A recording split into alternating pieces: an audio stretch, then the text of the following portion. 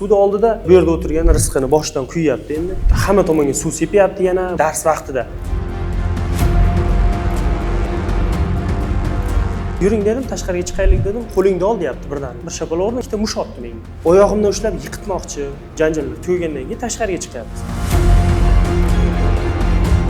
Ular endi eshitdi tepib, so'kmagan gap qolmadi. Menda ham unaqa uni birovni urib, nima qilish niyat bo'lmagan. To'g'ri qizishib ketdim. Faqat o'zini javobidan keyin shunaqa vaziyat bo'lib qoldi.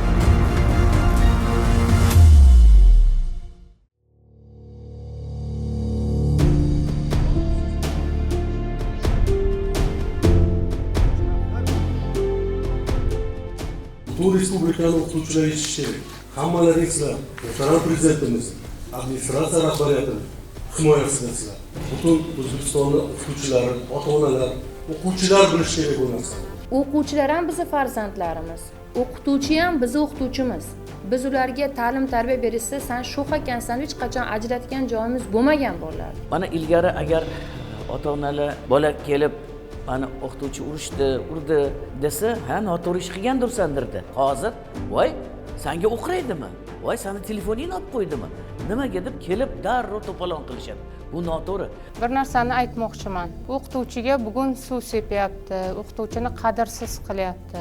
O'qituvchini qadrini bugun oshirmas ekanmiz, bu ketishda jamiyatni yuksaklikka erishmaydi. Mana shu ikkita o'quvchi ishtirokida bir necha marotaba janjal holatlari, agressiv holatlar uchrab turgan va bu holatlar bo'yicha biz ularni ota-onalari bilan hamkorlikda ishlab kelganmiz, ma'lumot berilgan, maktabga chaqirtirilgan. Bu bolalar oldin ham shu dars o'tishimizga xalaqit qilgan. Juda agressivniy holatda bola, 7-may kuni bola birdaniga senlashga o'tib ketdi, qo'lingni tort deb va orqasidan 4-5 marta so'kish, haqorat so'zlarini ishlatdi.